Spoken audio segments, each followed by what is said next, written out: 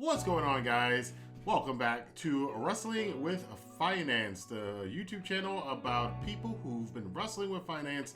Now they might not have to wrestle with it again in the future. We talk about personal finance, stock market, crypto, and today we're definitely talking about cryptocurrency because there's been a lot going on involving the government, involving Ethereum, involving people hacking things and stealing money. So before any of you out there who are investing in crypto get a little bit too worried, I'm going to talk about what you need to know, what you should worry about, and what you shouldn't worry about. And by the end of this video, you should probably at least know a little bit more than you may have going in. So what we've got this week is a couple of things. It's like a trifecta of craziness going on. First and foremost, as I kind of hinted at when we talked about the BlockFi issue, with them having cease and desist orders from 3 different states over the last week, or the last couple of months actually, we now have the federal government who just passed a $1.2 trillion relief bill, supposed to help stimulate the economy again. And yeah, part of that was, hey, let's go dip our fingers into the crypto world. So essentially what they've done is that they're now going to be regulating cryptocurrency a lot more. Now, before people get too worried about this, none of this goes into effect for about a year and a half at the end of 2023, apparently. So there is time to kind of fix this. But the thing that Washington is doing is what Washington always does, is that they are politicizing cryptocurrency. It's kind of crazy because in this day and age, you should have figured it was coming that they politicize everything, and it is falling along party lines, unfortunately. Now, I'm not going to go into which party is supporting it and which party isn't supporting it if you don't know, because if I do, that'll color the way you think about things. Like if I say that the Republicans are such and such, then you'll go, well, I like that or I don't like that. Or if I say the Democrats are for it or against it, then you're going to be like, well, now I don't like it or I do like it. But I encourage you to do your own research into cryptocurrency and leave the politics out of it. Now what we have is we have certain senators who were trying to argue against this because this has now passed the Senate. But they were trying to say that the provisions that I'll put up on the screen here for what define a brokerage, which we had the issues with defining currency before, and now we're defining a brokerage, that the way that they're defining it in this bill is very loose and very broad and really can screw up a lot of people who are in the crypto space.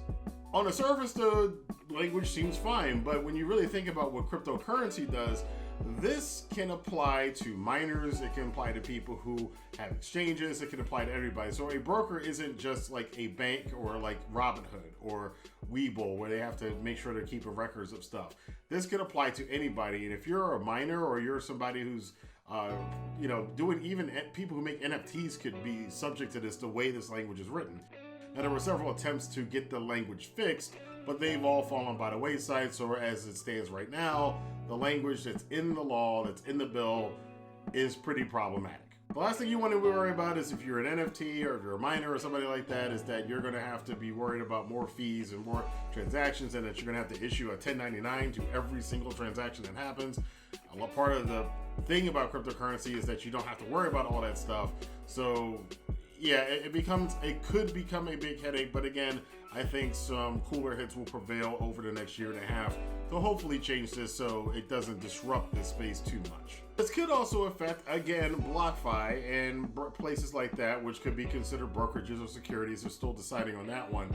But BlockFi and Celsius and Coinbase and a lot of these other platforms and a lot of these other FinApps that are basically in the DeFi space, they could be affected by this. And the cool thing is a lot of those companies are already keeping good records, so if they have to provide social security information or give 1099s to any of their customers, like if you make a profit off of Bitcoin or Ethereum or Dogecoin or whatever it is, they could do that because they already have set themselves up to do it. However, a lot of the people involved in those spaces say that the language in this bill does not make it. Even the guy in charge of Coinbase said this doesn't make any sense. So it is a big concern, and it's always a concern when you deal with the government getting involved in this stuff, because I'm not gonna pull any punches with this. The government, the people who are elected for office in the United States government for God knows as long as I've been alive, and probably a lot longer than that, are not exactly the best and the brightest in the world.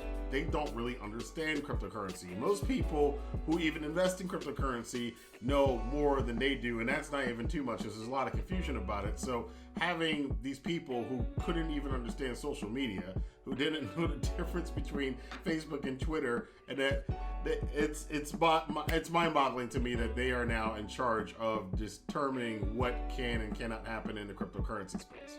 So education is very important, and it's very important to spread the word and to get more people more educated on how cryptocurrency works and what it really is.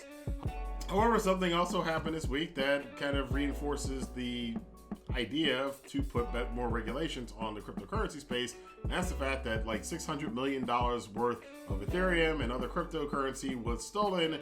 So essentially what this was, that there was a hacker who found a vulnerability in one of the smart contracts and was able to exploit that and change themselves to the receiver, so they benefited by getting all of this hundreds of millions of dollars worth of cryptocurrency. Now, as of right now, the last I looked at it, the guy or girl or whoever did this, or it could be a group of people, they've been tracked down as far as their ID. So it's pretty much out there in the open.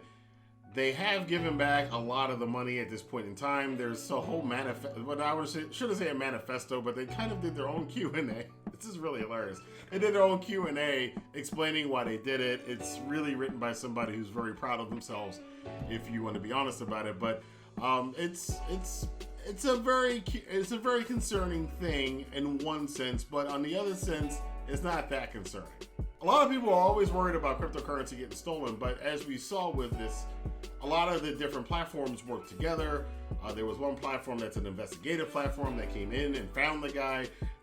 He is putting the money, he or she or they are putting the money back, because the one problem with anybody doing stuff like this in the crypto space is the fact that they make their cryptocurrency basically null and void. That's the whole reason why you don't want to steal. Anybody involved with this stuff doesn't want to steal. I mean, the blockchain is still secure. This is just a platform that got hacked, but they don't want this to happen, because what it does potentially is it hurts all of it. To really make it simplified, it's like if you were involved in this and you stole something from whatever environment it is, the fact that you stole it now makes it worth a lot less, because if that happens a lot, then nobody else is going to want to invest in the thing, so what you stole might wind up being worth nothing. This isn't, of course, the first time it happened. Ethereum had this before. This is also one of the reasons why you have Ethereum Classic and the regular Ethereum, why the price is different, because somebody stole it before. And one of the things that you can do in the crypto space is say, okay, well, we're just going to split the chain. So the person who stole it, this is where the stuff that they stole, that's over here. But then there's all the rest of it that wasn't stolen. That's kind of the clean version. That's, again, we have Ethereum and Ethereum Classic. And as you can see what the value is on both of those. So the clean side, you wind up with people who aren't going to be affected by the fact that somebody stole all of this money or hacked it or did whatever it is to kind of unscrupulously acquire this. There's also legal ramifications, and that's all over the net. I'm going to leave some links down below for you guys to dive into it a lot more, which goes beyond the scope of this video. But it does, again, like I said, kind of reinforce the need for more regulation, or at least the perception that there needs to be more regulation in the crypto space. But also, speaking of Ethereum and all of this stuff that's going on, you would think the markets would go down in the crypto space, but they've been doing nothing but going up. One thing in particular is the fact that Ethereum just had its London Bridge update, which makes things a lot faster. I'll get into that in a whole separate video, because we do need to talk about the future of Ethereum, and I do want to do a video on why it probably right now is a good idea for you to invest in Ethereum. This is all leading up to Ethereum going to 2.0 at some point next year, and a lot of people are speculating, like we've seen over the past couple of weeks, anybody who has a BlockFi account or a Celsius account, or you bought stuff on Coinbase or whatever it is, you've seen that the value of all the cryptocurrencies across the board have gone up. Bitcoin, for instance, was under 30,000 like a couple weeks ago, and now it's almost, I think the last time I looked, it was $45,000 a coin. Ethereum was under $28,000. Now that's up to $32,000. And a lot of people are projecting that even as soon as the end of the year, Ethereum can reach something ridiculously high. And again, that's involving that update that just came out, and the fact that 2.0 is slated to come out next year, and some of the advances in Bitcoin, and in addition to the fact that other places like AMC are starting to accept Bitcoin, and other big companies are eventually going to be accepting cryptocurrency. So again, as I always say, it's probably a good idea for you to at least start looking into getting into cryptocurrency if you haven't. And if you do have some, you might want to invest a little bit more money into it, because by all signs, things are about to go skyrocket in the crypto space before they take another dip. And this is a cycle that's been going on for, what, 10 years now in the crypto space. So it's time for you to probably look into it. This is not financial advice, because I am not a financial advisor. I am not your financial advisor. You have to do your own research, but I do have a link down below for both Celsius and BlockFi for you to be able to use those links and get yourself some free crypto, by the way, by using those affiliate links down below. And I know a lot of my viewers are not people who are like very into this stuff every single day like I am and just spend hours a day reading about this stuff. So if I can provide any information to you guys, if there's any questions that you have, or if there's any worries and concerns that you have, I can, and you want to know, hey, should I be worried about the fact that this money got hacked? Should I be worried about the lawsuit? Should I be worried about the regulations that the US government's trying to put on cryptocurrency? I will address them.